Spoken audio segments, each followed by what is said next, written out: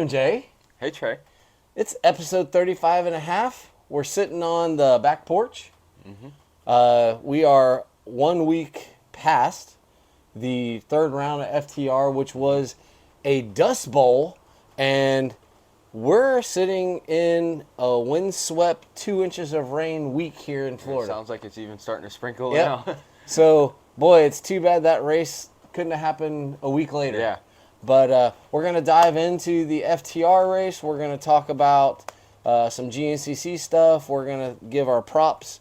We're actually going to dive into some protest stuff just because neither one of us have a dog in the show, but it's interesting, the dynamic that FTR has with it being so big and maybe people not wanting to give up that competitive part of their life and but you know what? It's a rule, and so we're gonna dive into it. And my wife had a pretty staunch if it's a rule, it's a rule, and I don't disagree with her.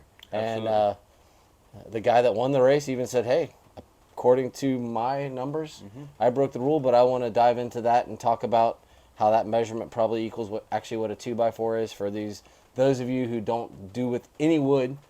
A 2x4 is not actually a 2x4, so." Right.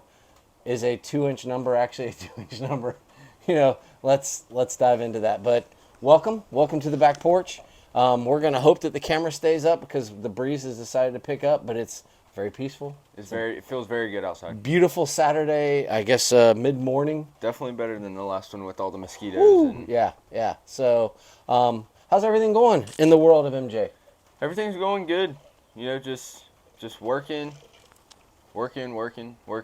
some more.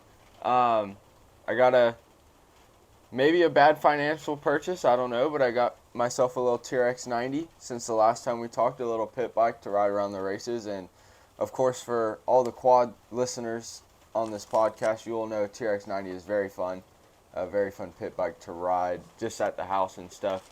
And to kind of equate it to the dirt bike guys that listen to this podcast, it's like owning a KLX 110 or a CRF 110 dirt bike. So they're just real fun pit bikes to ride around on, mess around on, and have fun with some buddies. But nothing too spectacular is going on right now. No, I haven't raced any since I don't know. It's been a while. Yeah. Probably since the Mid-East, I think. Yeah. But other than that, just a lot of work and figuring out stuff for next year.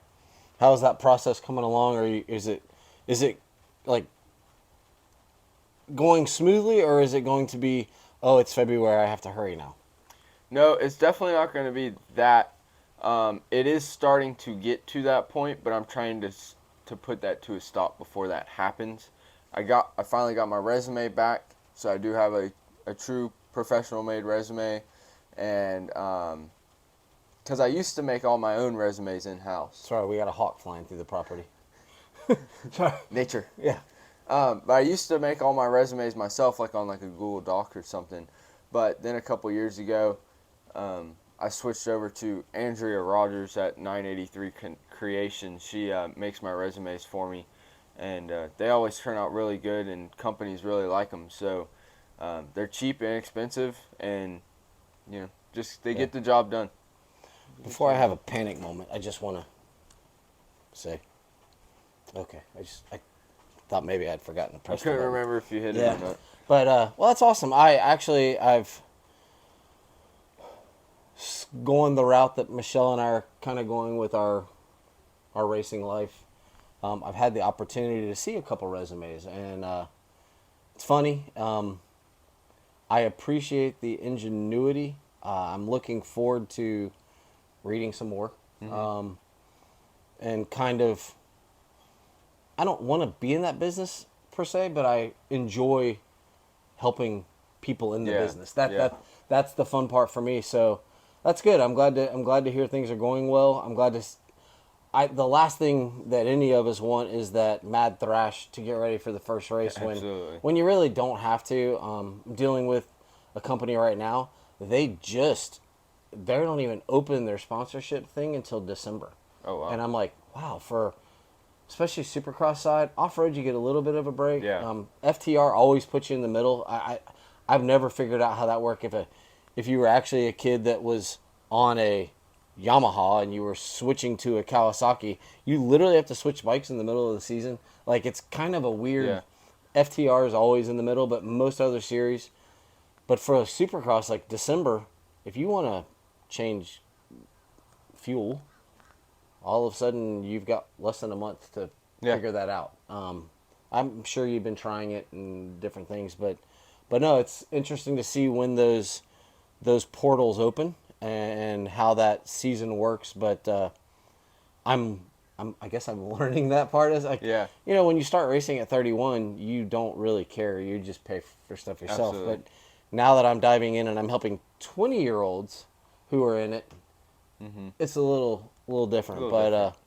But it's fun. But glad things are going well for you. Is there a race coming up? I guess there won't be a race coming up because the next big event for you is the GNCC banquet. Yeah, going up to West Virginia. Morgantown. Hanging out, maybe tour the campus a little bit. One of the sketchiest airports I've seen in the world. Like, if you've never been to Morgantown, I can't remember what it's called, but literally, like, the airport, it's up here, and then, like, there's just this drop-off. I'm sure that the airport's way, but when you see it from, like, the road, it looks like it just drops off. Yeah. And then you can tour West Virginia University. Have you guys done that? We've driven around it. We haven't really gone on campus, walked around it. But last time we went to the banquet, which was 2021, which is the same thing we're going to do this year, is we're going to fly into Pittsburgh and take a rental car back to Morgantown and just kind of explore the area. Last time we went, the quad banquet of it is on Friday, and so we stay the night Friday because it doesn't get over till like midnight. Yeah. So we spend the night, and then our flight this year leaves out probably mid-afternoon, I think, from Pittsburgh on Saturday. So what we're gonna do is we're just gonna wake up whenever and just make it back to Pittsburgh and kind of just explore the city. Last time we were there, we had this really hole-in-the-wall sandwich shop, but man, it was so good. I can't remember the name of it. I hate it, but it was delicious. And I don't know, maybe this year the same thing will happen. Last time we were there in Pittsburgh, there was a convention going on, and you'll never believe what it was. It was a furry convention that was going on. Yes, a furry convention was going on. So all these over adults there. running around in costumes. Yes. With tails sticking out. You know where the tail goes, right? Yeah. So there's probably, I saw probably 20, 30 of them walking around and, full-blown dog costumes and stuff. Oh, that's awesome. That's awesome. Well, on a non-funny note, you should, if you get the chance, stop by High Point and just, like, bask in that national track. Because it's, like... It's so cool. So, when we race... Mason-Dixon, it's across the street from High Point. Oh, really? So where we start, you can see High Point from the start line, or you can see the track from the starting line.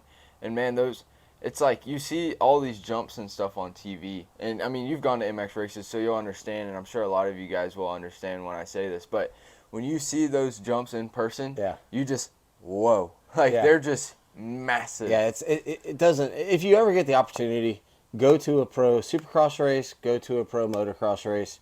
You watch it on TV and you're like, oh, that's cool.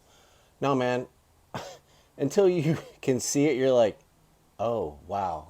They are really high in the air. Yeah, they're really high in the air, and until you've seen a real rut, and then they're going up the face of that to hit that jump. And because I know we did track walk a few years ago at Tampa Supercross, and I almost fell coming down the triple, like walking. And it's like, whoa.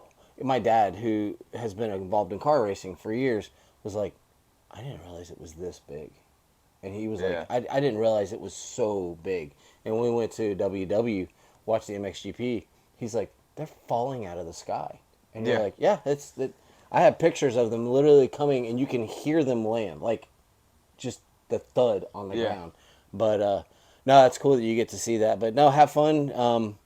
Just a FYI, it's really tough to cover racing when there's no racing right now, and we're still working on guests. And as we get better, and probably flowing into next season, it's going to be our flow. But we're going to do a podcast after his trip to West Virginia, which coordinates with the next round 4 of the FTR, which is at the Watermelon Field, which is they won track of the year last year, and it is a cool, it is a great track. It is a cool track. It's got open field sections, your fourth and fifth gear pinned. It's got water crossings. It's got woods. It's got palmettos. It's got everything. We have 2 back-to-back badass tracks. Absolutely. We have Punta Gorda, and then straight from that in January to Brooksville, which is a favorite track of the year. 2 of the best facility tracks, well, not facilities, field tracks there are in Florida are back to back this year, and it's kind of like, man, if you're around, if you're in the South Florida area, go check out the Watermelon Patch. It's right off 31, literally in Punta Gorda, on the way to Punta Gorda. And if you're in Brooksville, go up to Mondon Hill. It's right off 52. I mean, it's literally, there's a road called Mondon Hill Road. Get on that. Look for orange arrows. These 2 tracks are the coolest tracks of the year for FTR. So if there are kind of blue ribbon races for the year, those are the blue ribbon races. But no, let's dive into, because we have a blue ribbon property that Clear Springs, that we have 3 races a year on this property. And we had the 3rd one on the northeast side of the property. The Sandier side. Yeah. Awesome. Sandier side, fantastic. Not awesome. We've had like a month of dry weather. So I was there both days. You were there Saturday. Let's dive in. Quads first. You guys get to start. Obviously, there's bikes, there's kids, there's peewees. Pee-wee track looked pretty cool. No trees on it at all. No trees. No trees on this one.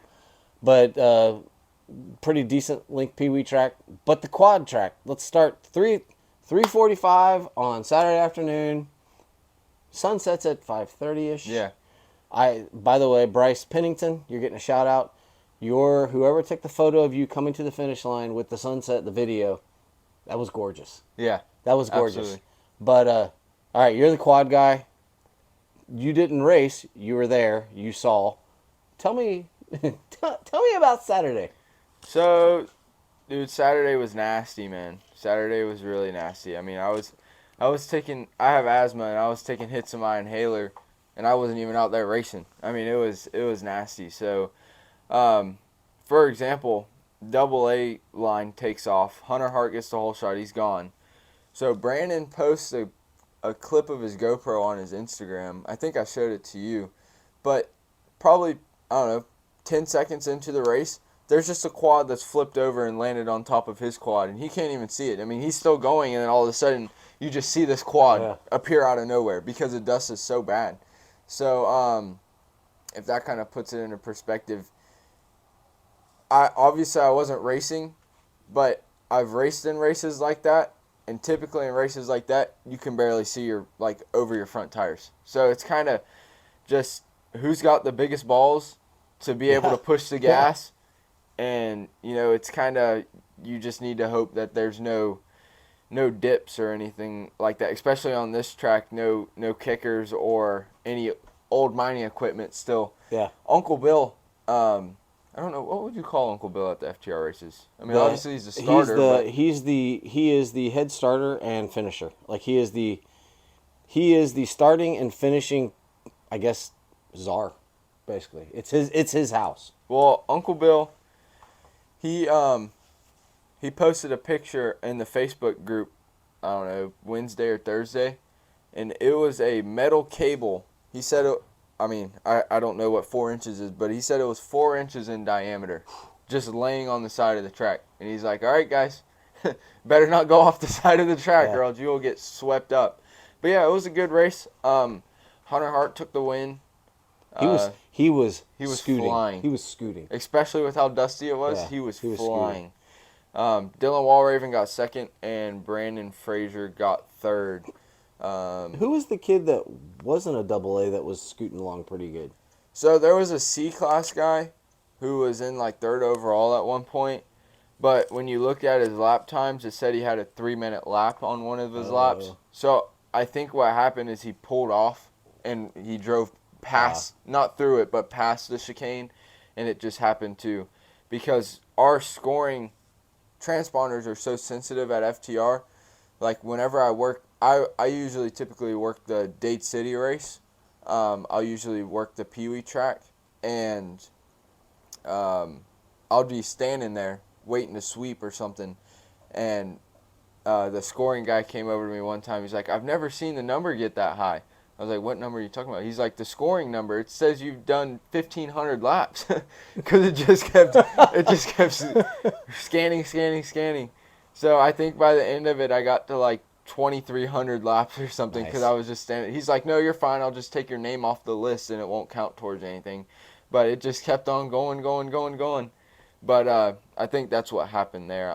Obviously, I hope a C-class rider was not third overall, because that. Yeah. But there was a younger kid that was scooting pretty good. You and I were talking about, like, there was some kid that was riding pretty good. Obviously, well behind Hunter, but like the guy maybe it was the guy that was finished second. I don't know. I thought there was a non-double A guy that was having a really good race. Well, there was a quad junior kid. I don't know what he finished overall, but he was doing really good. His name's Clayton Carenti, I believe. He was doing really good. Like I said, I can't remember what he finished overall, unfortunately, but he was having a very good race, if that rings a bell. No, it was dusty. There were guys coming off the line literally, and they couldn't see, and they'd come down the hill and just stop, stop, because they couldn't see. Michelle and I have a picture I posted on my personal Facebook page of Photo Man. If you're in FTR, you know who Photo Man is. He does amazing job just going around and shooting photos all weekend. And he was at the base of the start on the, like, there was a kind of an open section mounded up with dirt, and he was on the other side, and he would run in, shoot photos, and then when everybody come, he'd back up. And at one point, I shot a photo, and he is over there somewhere. He's wearing an optic yellow helmet, and you cannot see him at all. And on that same vein, we're watching one of the lines, and Michelle and I are watching, and I'm like, Michelle, I swear someone disappeared. Like, I swear someone like missed the turn, and she's like, I can't see anything. We can't see anything. Yeah. And all of a sudden, the dust starts clearing. There's a dude, like, high-sided, over the berm, over the turn, and he's fighting like crazy to get. And about 10 seconds before the next line goes, he takes off and goes. And I'm like, he was gone. Like, he was completely disappeared and gone. Yeah. But the dust was big. There were guys that, like you said with Brandon, you couldn't see bikes. I would like to give you props, some good props, because I talked to you about when it's dusty, I didn't race, I rode until I could see. Mm-hmm. And you were like, hey, I try to get as close as I can. And when I watch this bike, if it kicks, I know there's something coming up. And you and I were talking, you were actually talking about that. And I want to give you props because a rider who is very good on the motorcycle side, Sean Clark, posted a video, and people were asking him, how do you go fast? And it was literally word for word what you had told me on Saturday. He posted on Monday or Tuesday after the race was, hey, I get as close as I can to the guy behind me. I pay attention to his bike. I know if it kicks, there's something coming up. If he can twist the throttle. Yeah. And I was like, that's pretty cool. So I want to give you props on your advice. But I will tell you, as an older gentleman or just as a guy who's not as skilled, that sounds cool. It's really tough to do. Oh, absolutely. It is really tough to do. And I look at guys like Tristan and Brandon and some of these other guys that were running up front, and as fast as they were going, they'd still come to the finish line. How many times did you fix? Because you came up out of a hill, you're on full throttle, and then all of a sudden it banks to the left. And there was snow fencing up. There were yellow flags hanging, like you can see. Yeah. But the dust was so bad that guys were blowing through the kink. And they're good. They're really good. Yeah. And they were flying and missing it because the dust was so bad. So for an average rider, we think about, oh, that's going to hurt if we fall. Mm-hmm. These fast guys are like, I'll just pick it up and keep going. Yeah. But that dust on Saturday, this race is, what'd you say, 2 miles off of 60? Mile and a half? Probably. As the crow flies? Yeah. My wife and I left the race early, went to Bartow and had dinner, came home, and I posted a picture of what Highway 60 looked like on the way home. The dust had drifted slowly across and was sitting on Highway 60 from a mile and a half away. Maybe the track went out, so it's less than a mile, but you're talking about dust. Like dust, just dust was drifting across, and I'm like, I wonder if people think there's a fire. Yeah. Because it was crazy. But any good shout outs? I mean, we saw some. There was two, as far as I know, only 2 national pros at this one for quads. Yeah, on the quad side, there was only Dylan Walraven, who's an XC2 guy, and then Hunter, who's obviously an XC1 guy. On the bike side, I don't think there was anybody. No, I think just Jesse, spectacular out there. Jesse Ansley running on the bike side. Which obviously Jesse's XC2, and he's doing his thing. Yeah, he running AA here, but so Saturday was dusty. Sunday the track gets expanded a little bit. They ran a section that they didn't run on Saturday to offer a little bit more viewing, which was that's amazing. You know, people come to these races and they don't get to see anything. FTR, I understand the insurance stuff, but we have got to work on offering, make a stadium section, do something, offer viewing. Yeah, you cannot expect these people to go to these races and they literally see them for one straightaway. I'm sorry. I am sorry. I'm not complaining. I know it's tough. I have been in a club. I've volunteered. I've been on the board. I've done all that. It is time for these clubs, if we're not going to be allowed per insurance regulations to let people on the track, then you've got to bring the track to the fans. Yeah.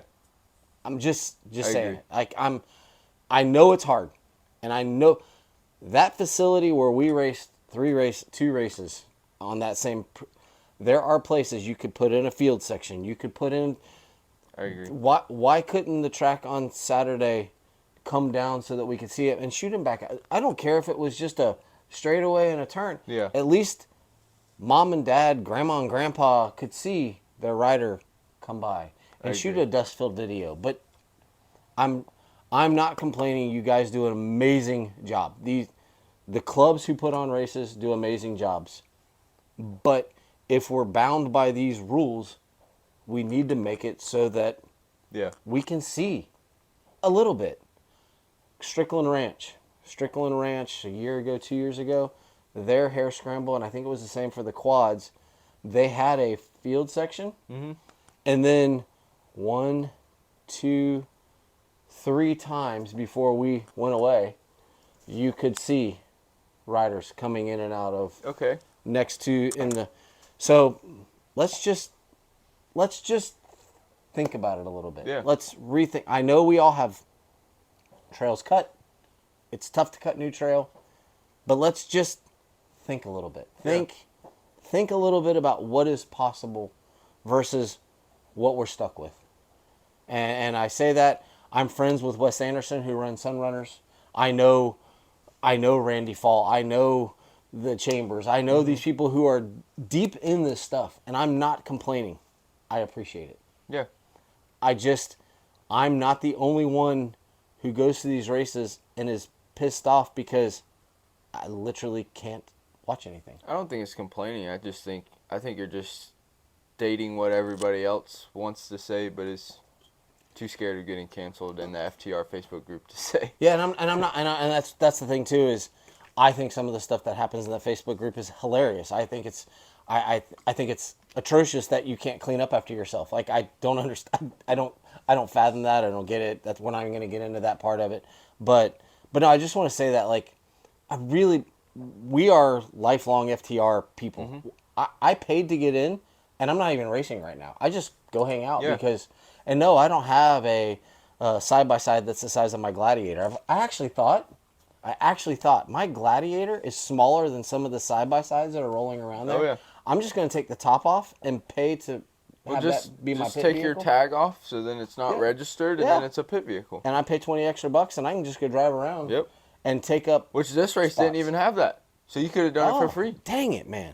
So no, I'm saying that with a little tongue in the cheek thing because I just think it's ridiculous that we can't walk some. I mean, but I get it. You know, it's okay. But Saturday was a dust fest. Sunday opened up. Really, there was only. I'm sure there were some national caliber guys, but the only one that has consistently done national stuff was Jesse Ansley. 10:30 race. I want to give a shout out to Mr. Lyons. Mr. Lyons won himself a race. He's had hip replacement, knee replacement. He's an older man. Yeah. I don't know if he's 70, but he's older. Mm-hmm. And 10:30 race, they go out and they get the track all ready for the 1 o'clock showdown. Yep. And that is your because it's not vet anymore, so it's senior, super senior, on back to the Golden Goose people. Yeah. You know, like the Golden Girls, and that's what races on Sunday morning. And I was hanging out with Mr. and Mrs. Crowley. They were there to watch Mr. Lyons race, and by jokey, he won the race. There's a guy that he races against that is his nemesis, who he doesn't ever beat, and they were racing, and that guy fell down, and he passed him, and he's like, oh man, I'm just waiting for him to catch me. And he said, I went like a quarter, half mile, and he wasn't catching me, and I thought, I got this. And it is so exciting to see someone who's just, he's not getting anything. No, he's just out there having the time of his life. They go camp for the weekend. Yep. He and his wife, and they have a son who also races, and some other friends, and it is a fun family weekend. But he got the dub, and I happened to be there when he came in, and we were talking a little bit, and Mr. Crowley and I and Mrs. Crowley, we were talking about that, and it's just that is the epitome of what, like, absolutely. He was pumped as hell to go get that trophy because he beat that guy for this race. Yep. And he's good. I've actually, I mean, these old guys, they're badasses. He raced the St. Mary's Shoals Enduro last year with a flat front tire, and That's just experience. Beat me. Beat you? And I had a good ride. Like, I wasn't rode good. expecting that. No, he's a good rider. Yeah. He's a good rider. But no, I wanted to give him a shout out to Mr. Lyons. And then Sunday afternoon, we dove in, AA, Vet A, 30 plus. Then your A opens, B250.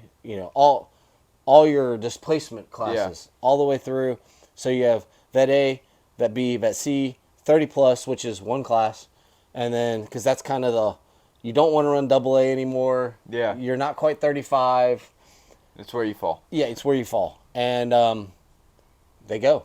Boom. They're flying. They're flying. They are, I think that's my washer. I was wondering if we were having like a little minor earthquake No, down here in I think Florida. it's the washer. It's leveled, it's balanced, and for some reason it's not leveled or balanced. I haven't figured it out. But AA goes, dusty track, I think 11.5 miles. By the way, 11.5 miles. The top two did six laps in an 11.5 mile track. I mean, they're scooting. They're scooting. Everybody else in the AA did 5 laps. So that's what, in 50, in 2 hours? That's. Yeah. Hold on, I'm bad at math. Let me think. Well, everybody, let's just say they all did 5. It was right at 2. 20 minute laps for Jesse and. Yeah, they're scooting. Oh, what's his name? I can't think of his name. Yeah, he's really good. Alex, right? Alex Luger. Yep. Alex Lugar. And if I pronounce your name wrong, Alex, I'm sorry. It's either Lugar or Luger. I'm not sure. Yeah, it's one of the two. But those two guys put on a show. Like they put on a show. Garrett Emerson finished third, and I can't remember where Sean Clark finished, but he's a plus 30 guy. Mm-hmm. And last year he was running the morning races because they could or whatever. Yeah. And there's been a shift in and I actually like it. I actually like. I do. I actually do as well. like having because those guys are competitive enough that they're fine. Yeah, absolutely. The vet class is also fitting it right in. They're fine. Yeah. That being said, the vet A, McAfee, was top 10. Like they're just fine in the afternoon race. Absolutely. I know it's tougher on them. You get out of here a couple hours later. I get it, but damn, y'all are good. Yeah. Y'all are good, man. You're good when you're finishing top 10 in the AA Open. There was also a kid, I don't know, there was a kid on an A200, and that thing was singing.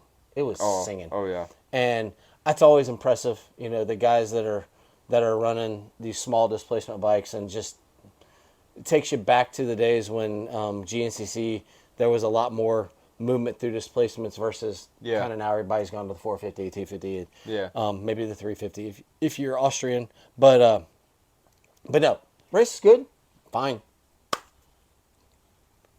Get home, there's been a protest. What protest? What are we protesting? Yeah.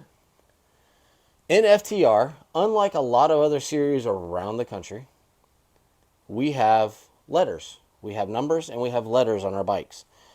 If you have a modern bike, I would like you to go out to your bike and I would like you to put a 3-digit number that's 5 inches tall.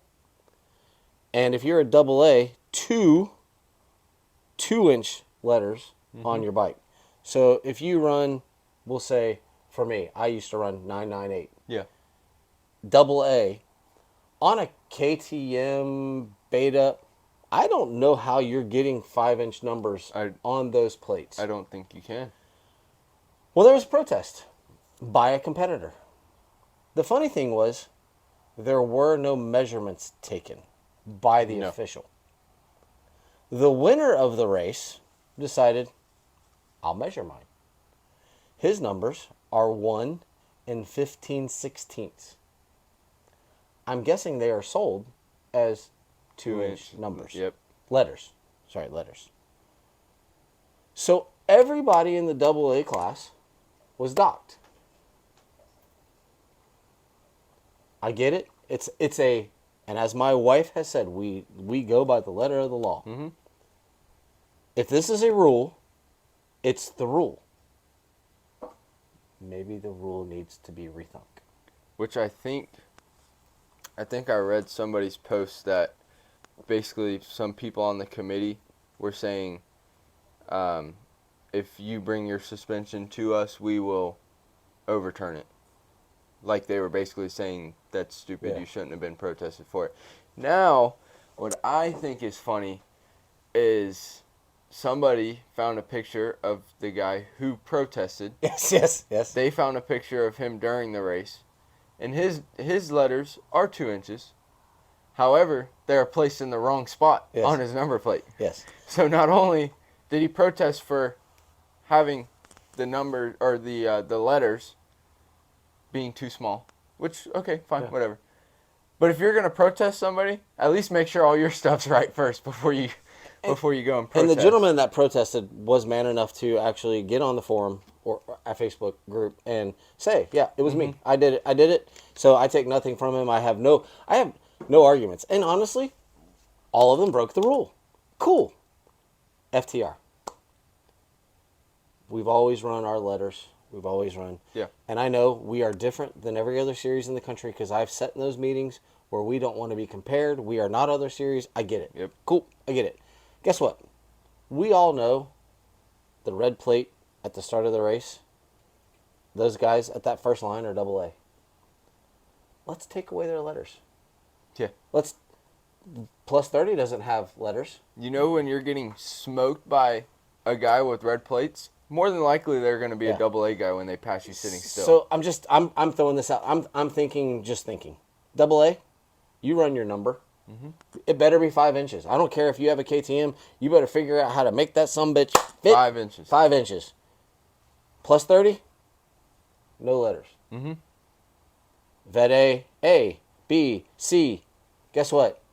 You can fit one letter. 1 2-inch letter. You can do One 2-inch letter. You can fit that on your number plate. Do it. Double A, plus 30, no more letters. And problem solved. Yeah.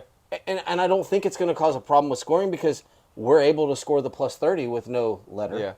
So if we have 2 lines with no letters, one has red plates, double A, one has white plates, plus 30, no letters. Yep.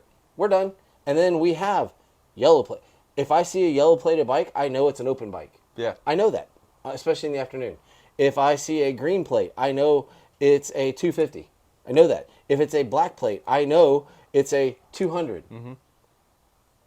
If I see a red plate, oh, okay, are they a B, a C? But if there's nothing on it, then I don't even have to. Yeah. I just know, get the hell out of the Well, way. They're coming through. What would probably solve all of these problems, which will more than likely never happen because it's FTR and they don't like to be like every other series, which is fine. Yeah, You know. yeah, I agree. But what would solve all of these plate problems, because it seems to happen every single year at FTR, there's some problems with plates. Whether it's colors, Yep. people want to get creative. Yeah. You know, I got glowy numbers. Or I want to put outlines or ghost stuff. Or Yeah. Oh, I ghosted Well, 1 year. I could have been in trouble. I don't know if you should tell the FTR that. It's Just can't over. announce that. It's over. But that plate hangs up in memory now. what would solve all those problems? Just go to helmet stickers like every other series in the nation. Yeah. And if they want to run numbers on their bike, then let them run numbers on their bike, you know. It doesn't have to match up because you have your helmet sticker. Oops, I just whacked my microphone. But, like, the helmet sticker, yes, you have to have somebody stand there and wipe your number off, you know. But you already have, like, 5 backup scores sitting underneath that easy up. For some reason, they have 1 million backup scores, which is fine, whatever. But I'm sure you can take away one of your backup scores and have them with this little sponge in a 5-gallon bucket and wiping the numbers off. Where, I mean, shoot, at Mid-East, Ricky Towery does it. He's the one that is wiping your number off at Mid-East. And they run transponders as well. They run transponders that go up underneath your helmet visor, just like FTR. Yep. And then you have your helmet sticker. Ooh, that leads me to a question we got to think of. On the FTR thing, I don't disagree with you. But I'm not going to lie. It's kind of cool to see the number. It reminds me of, like, being in motocross. Like, I'm not going to lie. It's kind of cool. Like, when I'm racing, I used to key on number plates. Like, this guy, he's not in my class, but if I catch him, it's Yeah. I know that I'm not going to have to worry because he's not in my class or whatever, or this guy is in my class. So my only pushback in that is I kind of like the numbers and the colors. I don't mind. I don't disagree. The stickers on the helmet, dude, once you put it on, if you're an FTR guy, once you put it on, it's done for the year. You're good. Yeah. And if you're not racing any other series, if you go to an enduro, it doesn't matter. It doesn't matter. Like for national enduros, they literally use this. That's all you have. There's no side. The only other place, if you branch off and you go to I don't even know if Sorks uses it, but a Mid-East or a GNCC, then maybe you might have to take your stickers off and get new stickers and all that. But it's not a problem. No, I mean, at the end of the day, it takes 30 seconds to Yeah. peel it off and put a new one on. But I just think, like, hey, someone brought it up. It was awesome. Fantastic. It was, people were wrong. They were wrong. There were many people that do not have the appropriate size. But I also think with these modern bikes, dude, these plates are small. Yeah. They're really small. Absolutely. So we have to rethink that just because of what we're dealing with. Yeah. But no, I mean, that was really what kind of came out of that race was the protest. the guy who protested was not wrong. No. The hilarious part is there were actually no measurements. Like, they just, yep. They just start. Well, the even. I'm not gonna use proper English here. The even funnier part about the entire situation is that they protested, and it didn't even change the results. No. It didn't even change the result. Jesse and Alex still finished first and second because they were a lap ahead of everybody else. Yeah. It didn't change the results at all. No, So like it was funny. It was. I actually applaud Garrett for pointing it out, and maybe being the brunt or the butt of the jokes or whatever, the criticism. Maybe it'll lead to a change in the way FTR looks at scoring numbers, letters, because, like I said, I'm a fan of the letters and the numbers. I've been to a lot of GNCC races, and I've been to lots of enduros, and I'm not gonna lie, man. Sometimes, like, motocross bikes are supposed to have numbers on them. Yeah, I agree. And you go to these races, and I know an enduro doesn't matter. It's your row, but run your numbers. Like, all you have to have is on the front number plate at an enduro is your row number. I agree. They give it to you. They don't even But when you go to I know when I went to GNCC, like, oh, unless you run all year, you don't have to have the proper plates, or I'm like, dude, this is a national series. Like, so I applaud FTR for being sticklers for that. Mm-hmm. But maybe we need to change what we're especially from the AA side. We love watching the AA guys. They're fast. Like, we love watching them come through.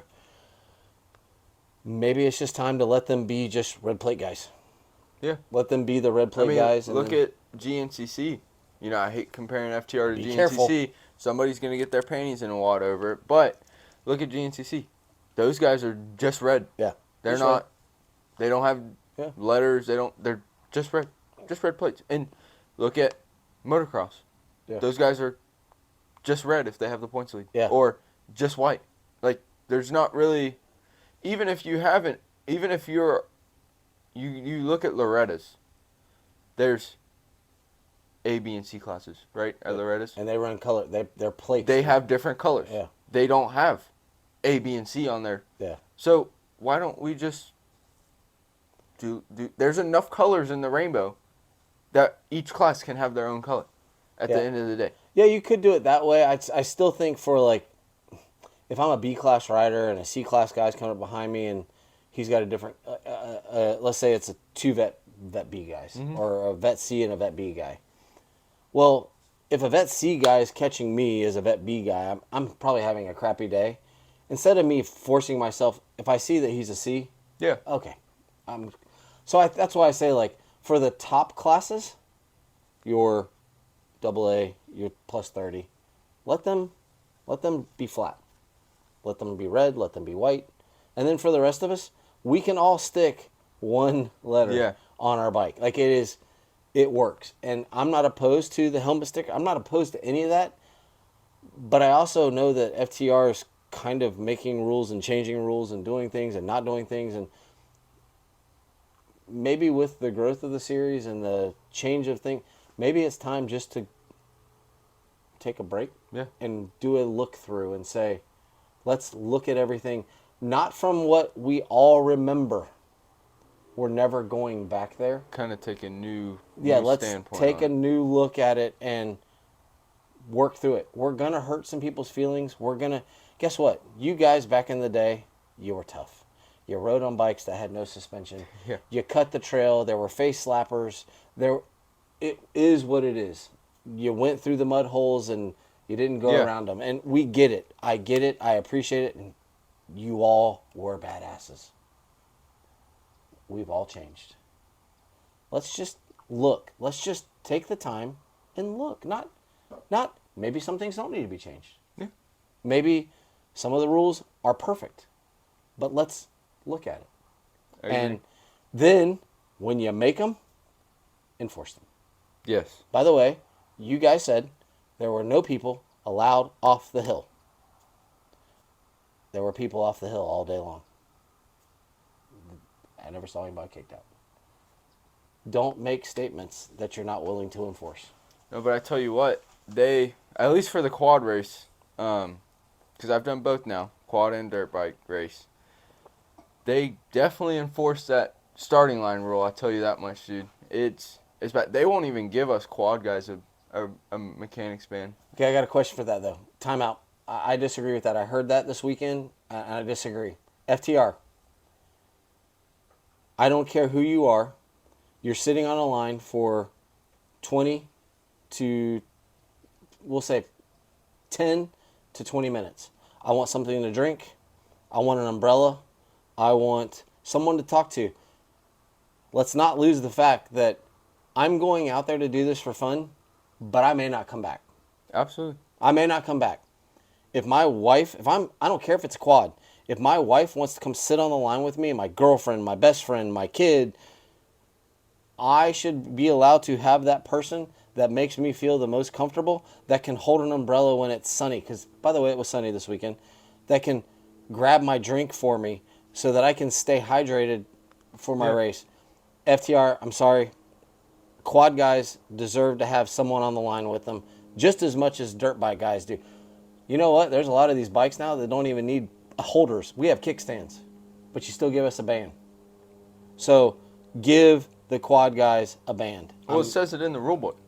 It says, it doesn't say, because even, so last race, I can't lie, not my best moment, but me and the lady at sign up got in a yelling match. She was like yelling at me because she said I don't need one. And I was yelling at her because I was saying I don't care, I want mine. Yeah. And so we got in a yelling match over it. In the rule book, it says all riders are allowed one person with them on the starting line. That's fine. I don't need my whole family out there. Yeah. But damn it, I'd like my dad out there with me. Yeah. You know, we've been doing it for 14 years. He's been on every one of my starts. Except, so I don't even stand at my quad anymore. I go to the side of the fence. And it made me so mad when Big Tim finally got involved. He was sitting right there. And, you know, Big Tim and I were I say we're good buddies at the races. And he was like, give him his band. You know, like, he gets his band. He's like, it is odd, you know, quad guys typically don't ask for him, but give him his band. And I was like, okay, that's fine. I'm cool with that. When I look at the band, it says dirt bike holder on the band. It doesn't say mechanic band. It says dirt bike holder. I'm like, so y'all are making these bands to not even hand out to quad guys. In the rule book, I get that we're one race out of the 6 on the weekend or 4 on the weekend of the adult races. So we're one of those 4. But I mean, come on, like, we're not doing anything too bad, I don't think. Like, race car guys, their cars don't need anybody to hold them. But there's always someone that straps them in, gives them their drink, says a prayer, tells them a joke, gives them advice. Yep. IndyCar, the last person is usually that person with the car. It's we're going out for fun, but as my wife said, if you were on a quad, I still may not. I hold your bike, and I know that may be the last time I ever saw you. Mm-hmm. Well, on a quad, I don't have to hold your bike, and guess what? I'll leave. I don't want to sit behind 15 quads taking off. I've done it at a GNCC. It's a miserable experience. Yeah. So I'm not going to stay there when your line's getting ready to go, because I don't have to. But now I've got an umbrella and a drink and maybe ear pods or whatever. Give them their bands and stop making it a big deal. If they don't use them, guess what? They're not giving. Maybe there's 1 or 2 that are giving their bands away so someone can go hang out. They're not giving them away. They want somebody on the line with them. That's all. That's all. They just want someone on the line because they're going out there. And by the way, the last race, you couldn't see if you didn't get the whole shot.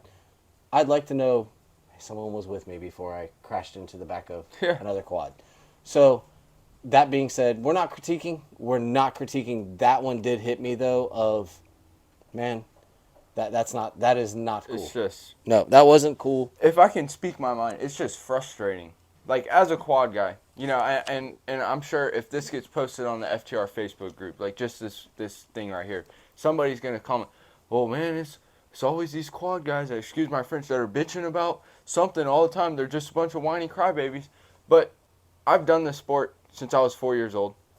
I've done FTR since I was 4 years old. I'm now 18 years old, gonna be 19 in May. I know that's like 6 months away, but this would be my 14th season with FTR. Yeah. Ever since I was 4 years old, it's a constant battle with FTR and quad guys. It's a constant battle. You know, the quad guys have to stay on the Pee Wee track until we're 13 years old. But the dirt bike guys get to leave at 8 years old to go race the adult track. Now, granted, they have their own race, but why can't we have our own race? You know, like, there's time throughout the weekend to make this stuff happen. But that's a tangent for another day. But my biggest thing is, why is it, and I hate this word, I really do, discriminate, I hate that word, but why are we discriminated so much against, like, where there was 100 and, I don't know, I want to say 120, 130 quad guys this weekend at $20 a car to get in, plus $50 in entry fee. You are making thousands off of us for the weekend. Yes, we're only one race, plus the Pee Wee kids, I mean, which surprising, there's a lot of Pee Wee quads now, which actually, you know, makes my little quad heart happy because, you know, it sees our sports growing. But we're still giving you guys a lot of money throughout the weekend. Just give us what we ask for. We don't ask for much. Well, I don't ask for much as a quad guy. I know probably the majority of the quad guys on the grid every weekend, none of them ask for much. But the one thing that we all ask for is for a little bit of equality, especially when it comes to, why the heck can't my dad be with me on the line? Yeah.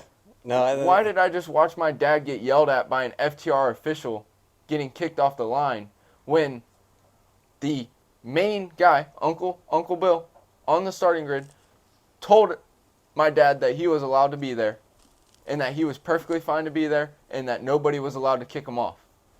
Yet my dad still ends up getting kicked off by a worker. Like, I mean, what your main guy who gives you all the instructions for you on the starting grid, you fall under him. He is your boss on the grid. Like, you just... Yeah. No, you give them a little bit of authority and they just... That's got to be fixed. That should be, if you want a ban, now. If you don't ask for a ban, then you don't get one. I could agree with that. There are guys. I saw a guy. It was pretty hysterical. I don't even know what row he was in. He was a quad guy. He came out and he starts revving his quad. Wah wah wah. I'm like, dude, what are you doing? Like, plus, why is it so loud? Then he sits and he gets up and he goes to the bathroom and he comes back, cranks up, wah wah wah. And I'm like, it's like 20 minutes to your race. What are you doing? And then he sits and he's eyeing the line, and then he cranks up, wah, wah. Then he spins a donut, which I don't understand, and then moves to a different spot, and then he gets himself, and I'm like, what in the hell are you doing? Like, you want to talk about why people get pissy? Yeah. Is like, we're all busy looking this way. The last thing we're thinking about is some dude like going full throttle on a bike, quad, side by side or whatever. We don't know what this dude's doing. I started watching and I really wanted to pay attention because he was so into it all by himself. It's fine. He was so into it. I was like, is he going to get the whole shot? And I really wanted to pay. I know his number still. I know his number. I'm not going to say it. But I really wanted to see it, and I forgot to pay attention. I don't even know what, but yeah, he's the same type of guy to be complaining on Facebook about, man, why do y'all not like quad guys, man? Yeah. We're perfectly fine every weekend. You know, but it's... But he was just by himself doing his thing. Now, he was doing a lot of his thing, but he was just doing his thing. He didn't need a band. Yeah. Obviously, he was just there with buddies or whatever, and he didn't need anybody. And it's not that you need anybody. Hell, the bike guys could literally also have nobody and say, all right, we have a group of people. you're going to volunteer. Oh, you have a holder? Cool. When we blow the horn for the start of the next line, you're allowed to come out and hold the... They could make the line. MXGP, once you go through a certain area, you're by yourself. Yeah. Pro Motocross, they have people at the gate until it's time. FTR has chosen. We have people at the line. Just give them their damn bands. Like, honestly, just give them their bands. If they ask for it, give them their band. There's a reason. They don't want the whole crew. You're not giving them the whole crew. You're giving one band. Yeah, like, I don't need my whole family around me. Yeah. But the other thing, I can't get it through my head. You know, maybe it's because ever since I've started doing GNCC full time, I'm not able to run the full FTR circuit. So maybe it's just I'm not there to see it. But I just don't understand why I can go to... I race probably 5 or 6 different series. Or that's a little high. I'd say probably 4 different series this year I've gone to. Why is FTR the only one where you can only have one person with you on the start line? Why does no other series have that issue? I think for FTR it became... Because I've been to some of the other series as well. And I truly believe... It's not FTR's fault. Our group, our contingent of racers, and I'm going to say this politely, I don't mean it the way it has lost their shit. When I go to GNCC or Sorks, or you don't have the whole family literally running around on the line. You go to an FTR race, 10 feet apart, there are literally kids running around. Yeah. There are people. I understand the video and vlogging's gotten big, and there are people walking everywhere. Like, they're walking across the line that's getting ready to start, and you're like, dude, I need you to kind of move out of the way. I don't want to hit you when I'm running to my bike. And we've just not the organization. It really doesn't have anything to do with the organization, minus the fact they don't have enough police power to. Yeah. We as an organization have literally lost our minds and thinking that it's a right to just go hang out on the line. You don't need to go kiss your spouse goodbye. If you're the holder of the bike, go with them. If you're a videographer, I even understand that because, dude, I'm not going to lie. Some of the videos that people are putting out are pretty damn cool of the starts and different things. So I actually don't have a problem with that.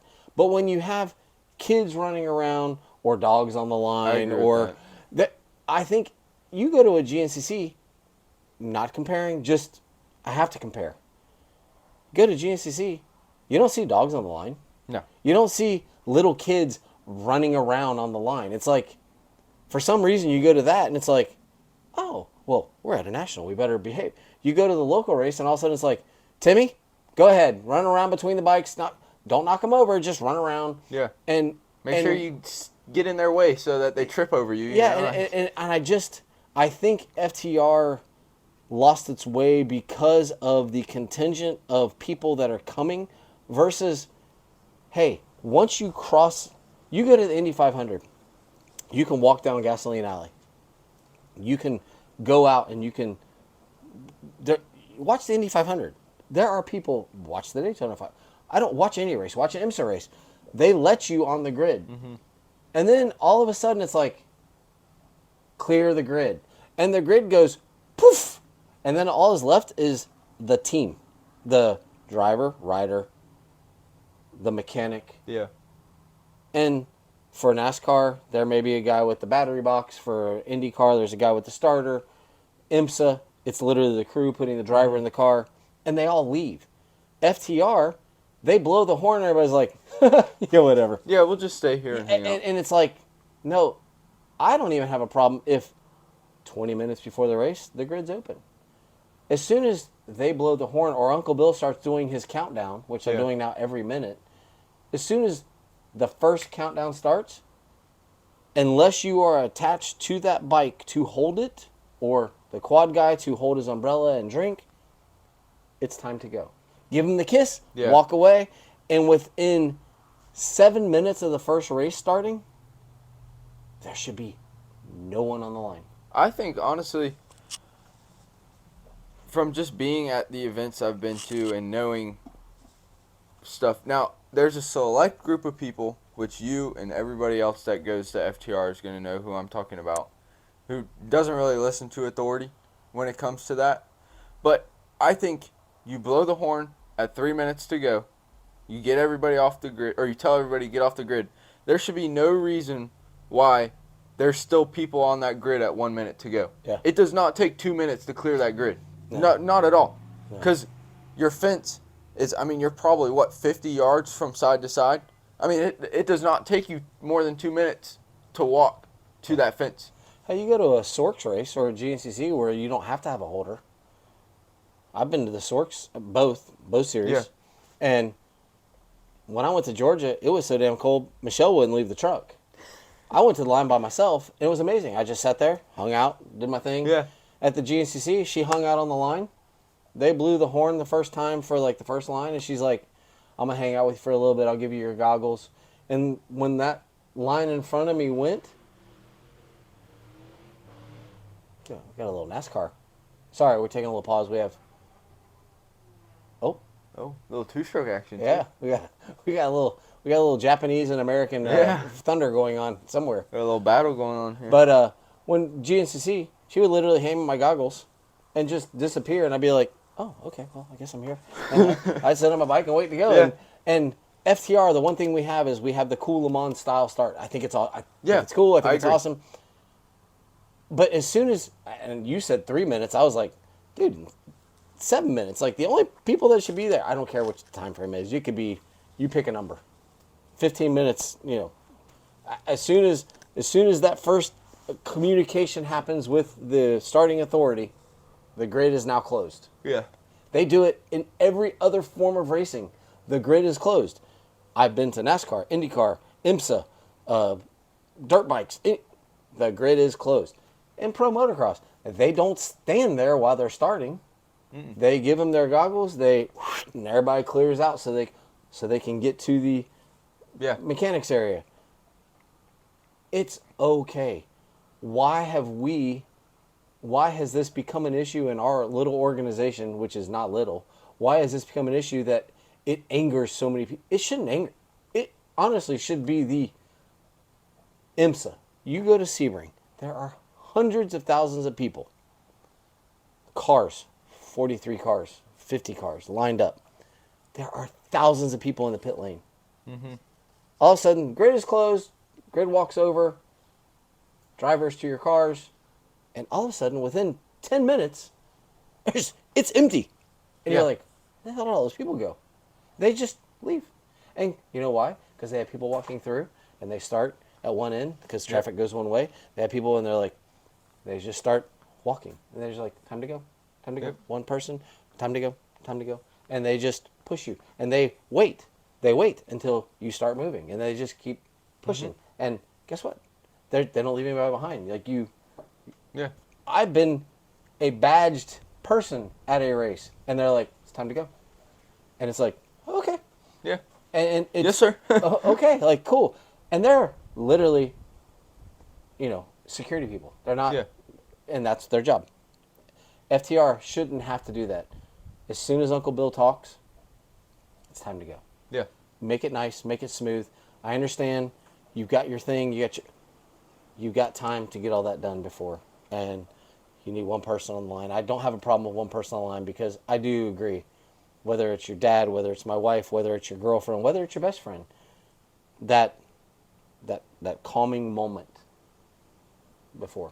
Yeah. And then you go do your thing. And you move on, but no, it's one of those things. Like, I don't want to complain because what they'll tell you on the quad side, become more involved in the club.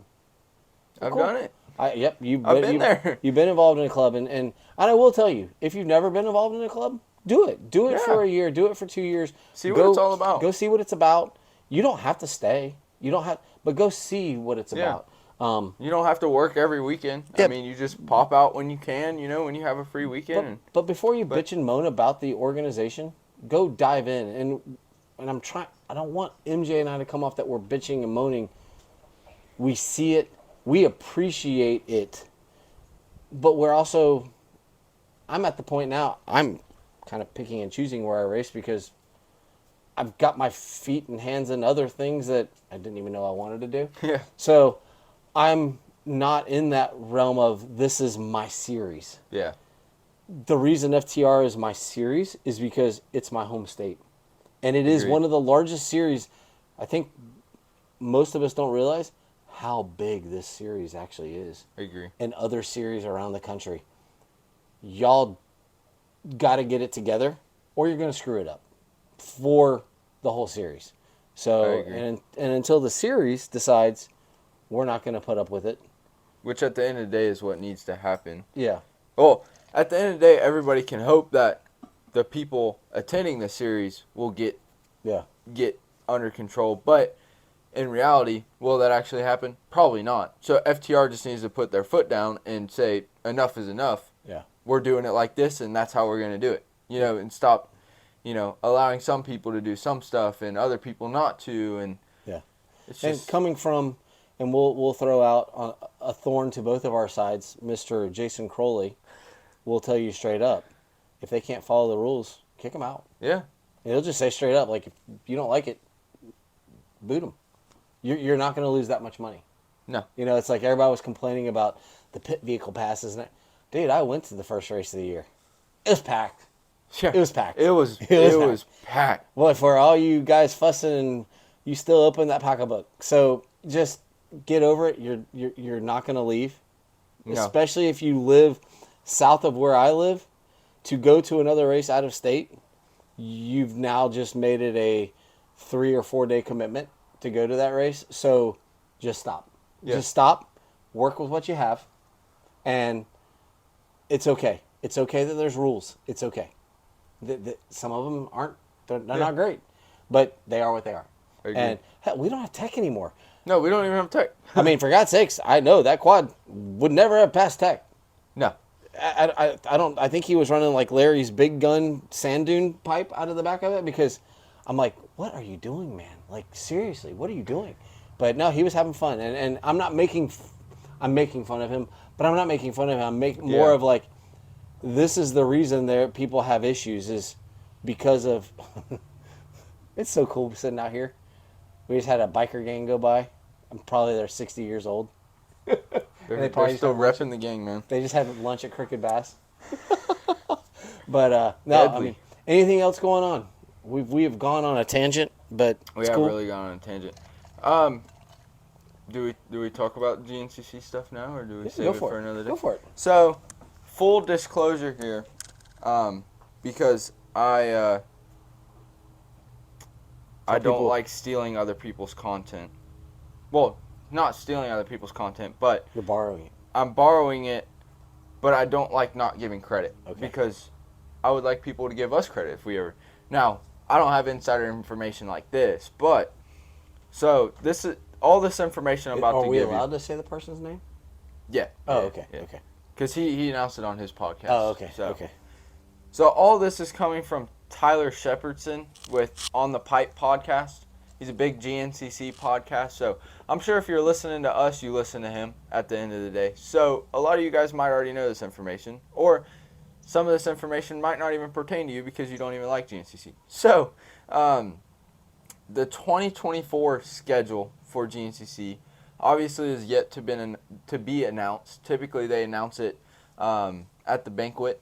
Yeah. Sometimes there's still some to be determined rounds at the banquet, but Before you go any further, I really need NEPG and GNCC to up that just a little bit because, dude, it's getting maybe late. like at least mid-November, you know? Like it's getting late, and I've got travel plans I've got to try to figure out. Yeah. And you guys are killing me. Absolutely. Absolutely. So, now a little insider trick here. This is not coming from Tyler Shepherdson, but IXCR, the Indiana series, they never race on a GNCC. They have already released their schedule. Oh.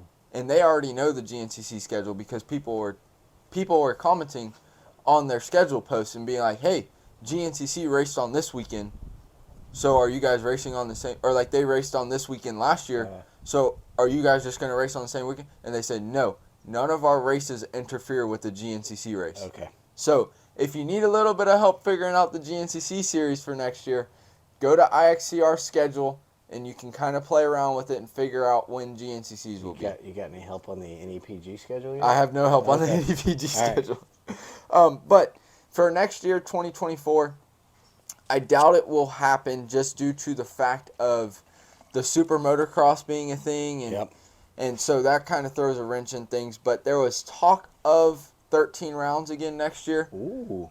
Like I said, I doubt that'll happen. But some things that are pretty much all but confirmed with the schedule is they're obviously going back to some old properties, of course, and then coming back to some new, or going to some new properties. One of those new properties is the Landers family with Magna One Motorsports. Mm-hmm. They just purchased a bunch of land, like thousands of acres of land, and in Tennessee. And Ooh, that'd be cool. GNCC is more than likely going to be using that for a race next year. That'll be fresh. That will be fresh. That'll be nice. So, second thing is, again, all but confirmed, Powerline Park coming back on the schedule for next year. I don't know if you remember that race. Yeah. Was that where the sand? That was the original Sand Fleas, I think, wasn't it? Where they jumped over the. I believe so. Yep. And so that race is in Ohio. Not too bad of a hike for us. About the same to John Penton. Yeah. So was that a rehab issue or just a timing issue? So what was happening is we stopped going back there because they were putting a pipeline through the property. So there might be some different. Yeah. Okay. Yeah. So or at least that's the rumor I heard. There was a pipeline going through the property, so we couldn't race there. Yeah. And so the big thing here on the schedule, obviously those were pretty big, but the big rumor right now is that they will not be returning to the Boy Scout camp next year. Oh, really? Yes. If you remember that property, the very nice facilities, all that, they're rumored not to be going back to that property for next year. Because that was 2 races there, right? Yes. No, we've done it since 20. Oh, no. I see what you're saying. Yeah. No, this was a single race property. Okay. I think the only race that we did 2 races at this year was Ironman, I think. But so a little bit of silly season stuff, not too much. Again, this is coming from Tyler Shepherdson. Supposedly, Stu Baylor's team His private team is going to Cali next year. No more KTM. With his brother? No, just their privateer Cali. Or not privateer, but like their private team Cali. Yeah.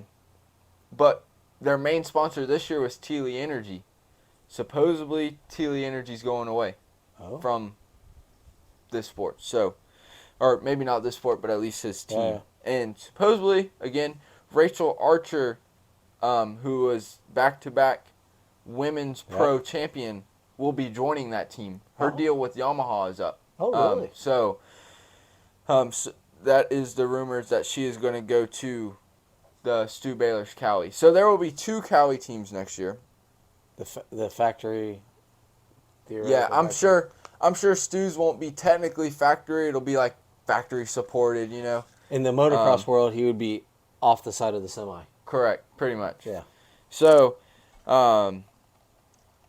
another thing is Trail Jesters is kind of disbanding, it seems like. Whoa. Yeah. That's a big one because they have been huge supporters. So that's what. So what does that leave KTM?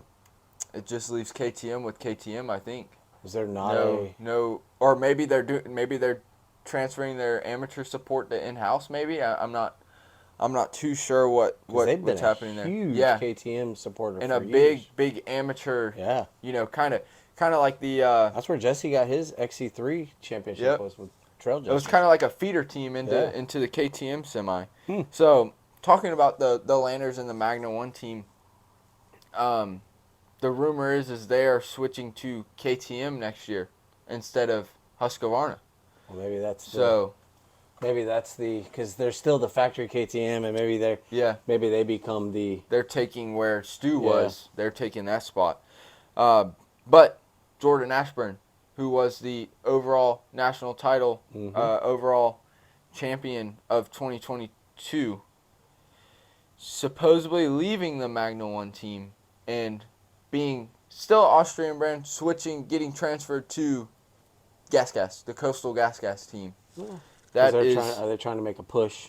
I think they're trying to move some people around and get some not better names because they're all great riders, but better riders, better names in different areas of their. Because the Coastal Gas team, it's not really talked about at GNCC. Yeah, you don't really hear much from them. Because they had Sipes for a while, right? They had Sipes for a long time. He's kind of done and dusted. So I can see that. So where does that leave Magna One looking for a Husky rider? So that kind of leaves Magna One just kind of. Well, I guess they'd be KTM now.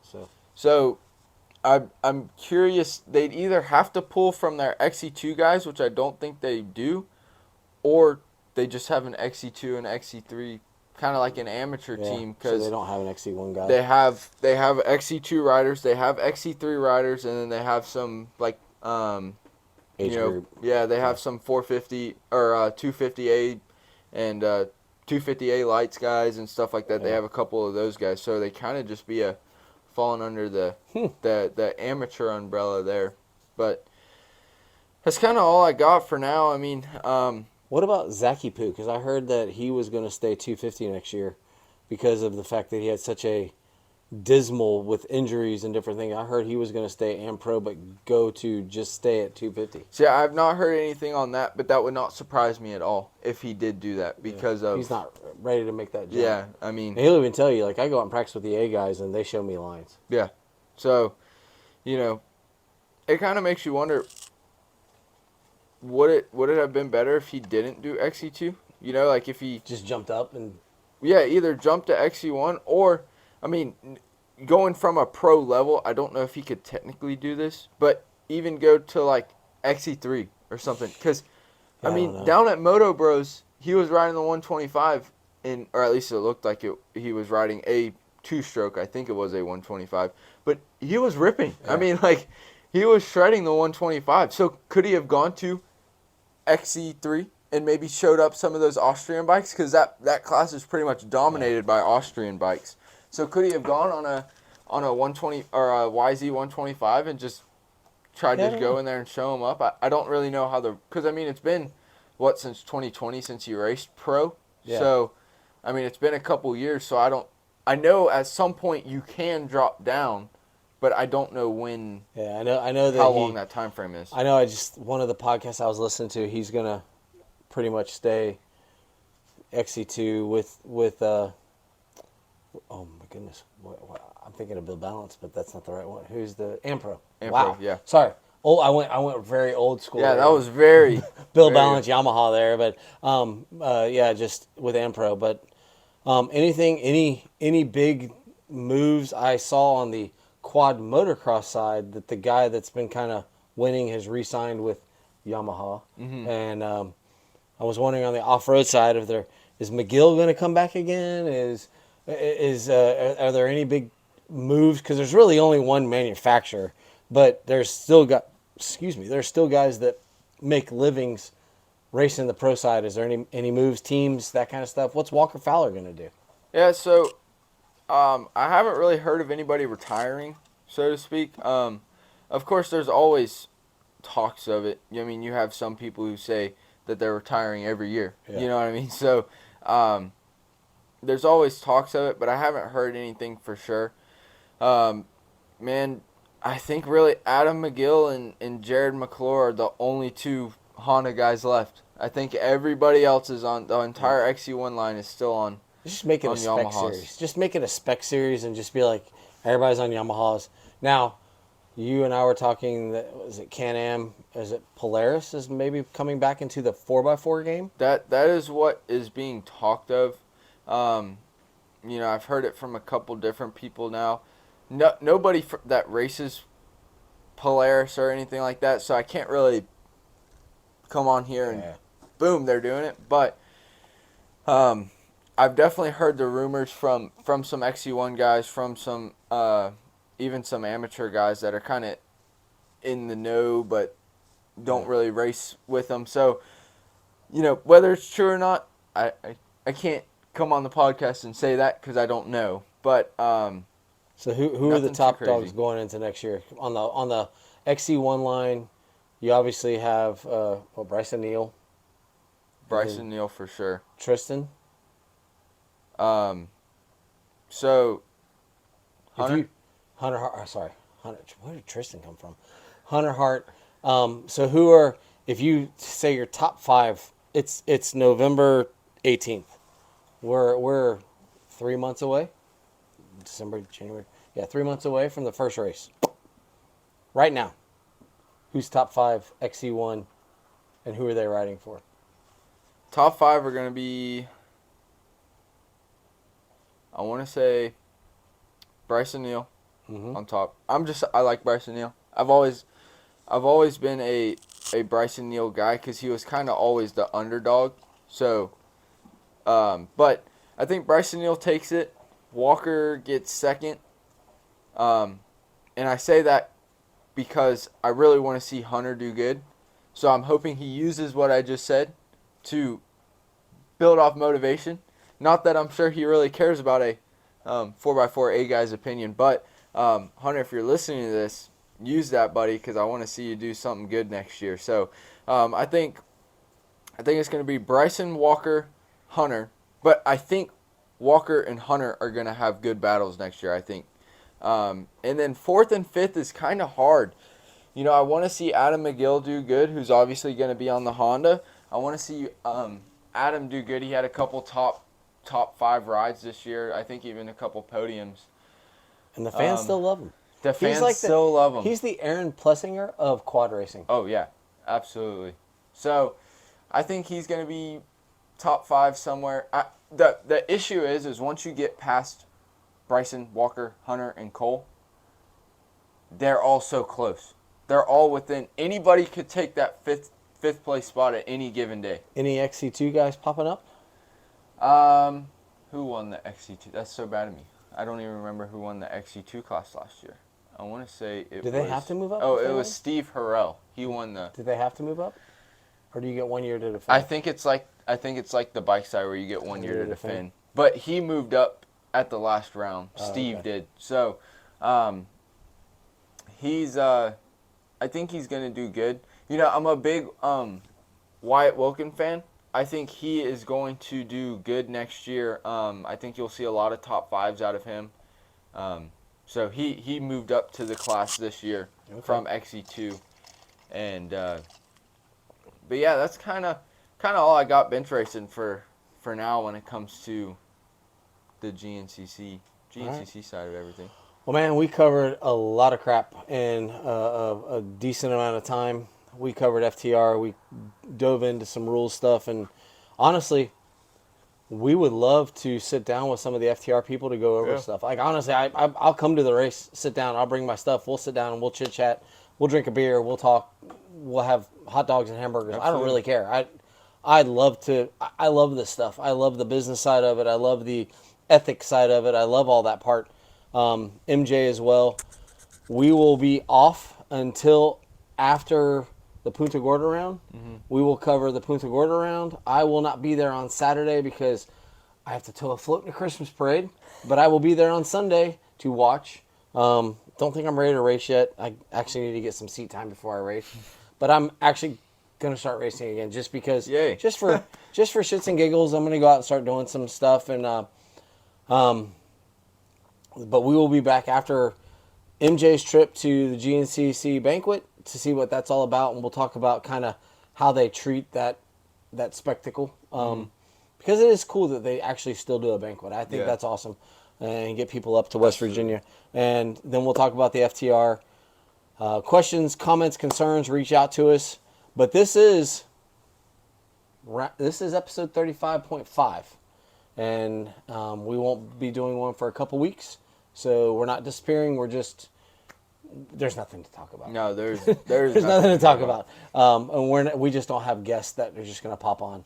We're in the middle of nowhere, and right now I'm heading to Mini O's tomorrow morning to watch the first round of Mini O's and our first day of Mini O's, and talk with my pro supercross rider and meet with sponsors and other things. So all the jazzy things. All the business side, the minutia stuff.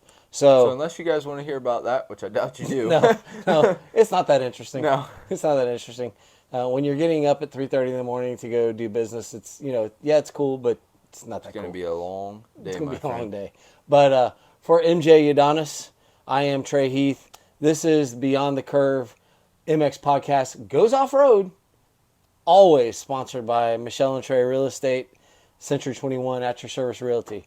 We will see you in a couple weeks to talk about dirt and more dirt. Bye-bye.